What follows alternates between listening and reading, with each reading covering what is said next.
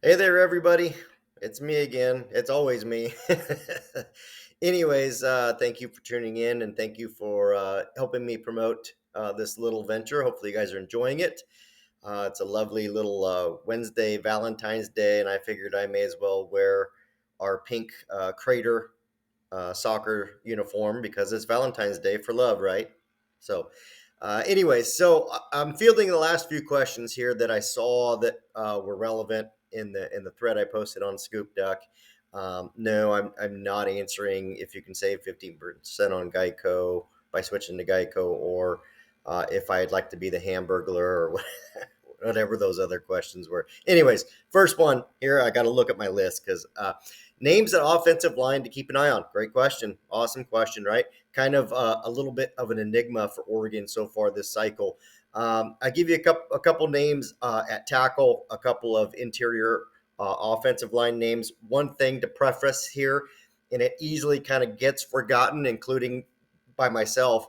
Oregon does have an offensive lineman already committed in this cycle. Sandman Thompson out of Florida committed to Oregon, projects as an interior guy. So keep in mind, I don't think this will be a massive group for Oregon. I don't think this will be, 6, 7 guys. I could see it being 5. I could see it even being 4, maybe somewhere around there. Of course, there's going to be some guys you won't turn away. So those numbers can change. But I think ideally you're heading into this thinking maybe 4 to 5 guys, given what you've signed the last couple of years and given the fact that there always seems to be a worthwhile option or two that jumps in the transfer portal, and that never hurts either. So the names, and most of this is national, national names. Michael Fasusi out of Texas, an offensive tackle, has expressed a lot of interest. Told me that he does expect to visit Oregon once again. Believe he's been on campus one time already.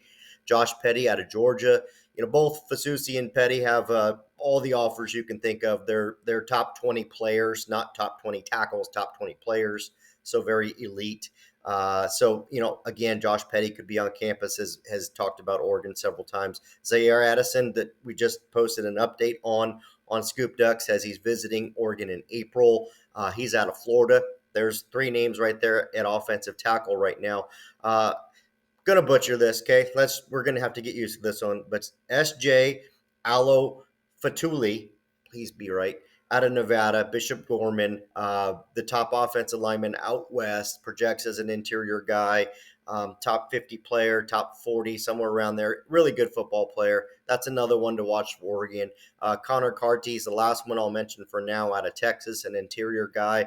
Not a super high profile guy, but you see Baylor and Oklahoma and some of these schools that have turned out offensive linemen recruiting him, and I think Oregon has somewhat prioritized him early on. So there's 5 names, along with the fact, don't forget, there's already an offensive lineman committed. Now, moving to question 2, how long before Oregon has multiple 5-star commits? Another great question. I dug in a little bit here.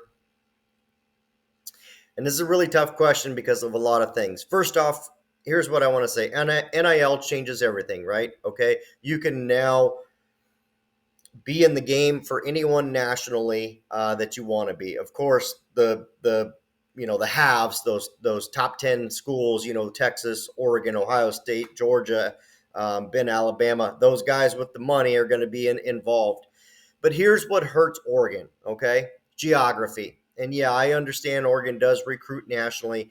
I do understand that. But when you up the stakes, when it's a top 5 player, a top 10 player, a top 25 player, okay, it gets much harder. All right. It's a lot easier to go and pluck a top 100, number 95 ranked guy out of Florida than it is to go and take the number 5 player overall. Hopefully that makes sense. It should make some sense because geography still comes into play, even as well as Oregon recruits and even with NIL. Okay. And I say that because, yes, Oregon could just go, hey, Phil, write a check. We want to get this 5-star out of Florida.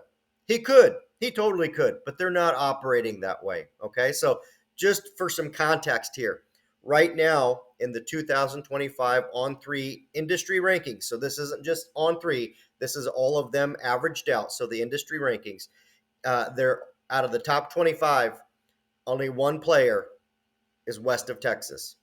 You got one guy.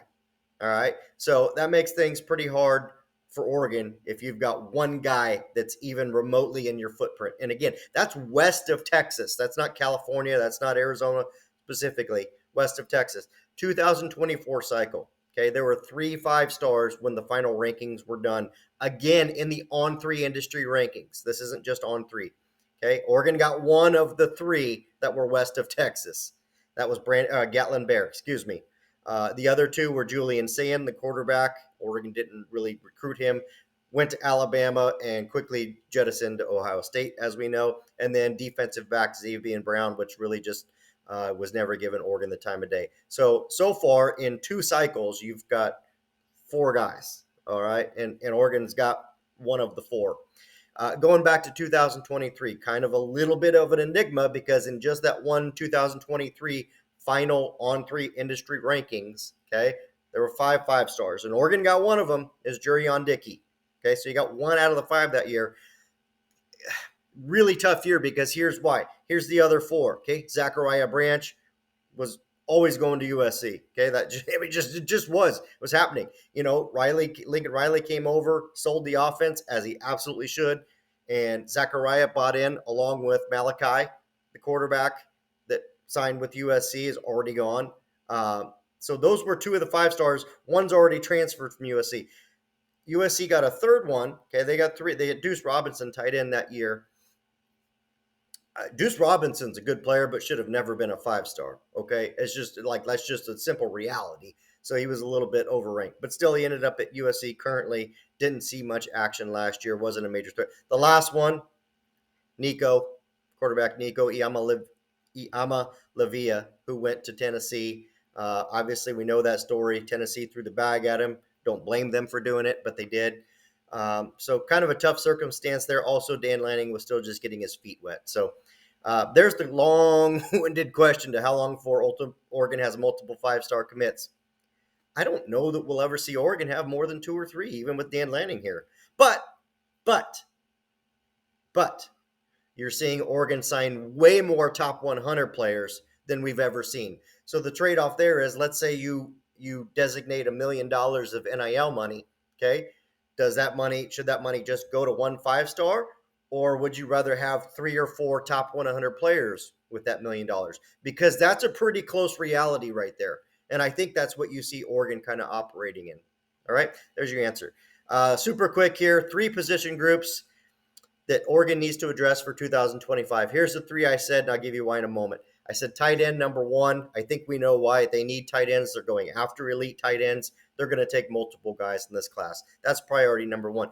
Number 2 for me was wide receiver, okay? Because I think if you're Oregon, for the most part, you're operating almost 2 years out at this point as far as recruiting goes. You're not really recruiting guys to bring in to play right away. You're not really bringing guys in because you need them this next season. You're bringing guys in to stack and develop behind the guys you've just signed.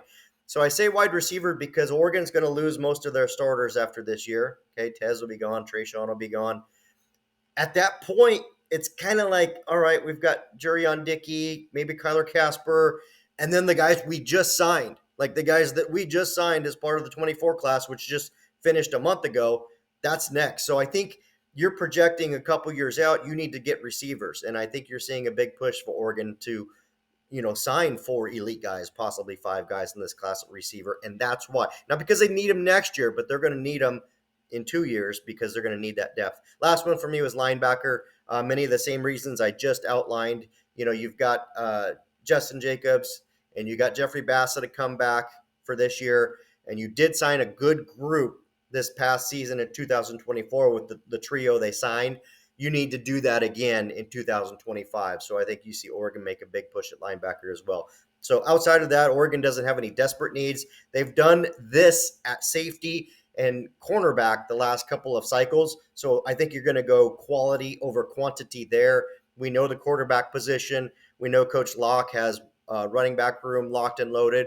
And we know Dan's just going to recruit defensive line every year because that's what he'll do. So anyways, those were the 3. That's why I'm almost 10 minutes long answering your questions, but hopefully you've enjoyed this ScoopDuck Daily. And now you guys can get back to work. And Valentine's Day, take your honey out, buy her some flowers or chocolates or just at least give her a hug and say, I appreciate you, Bay.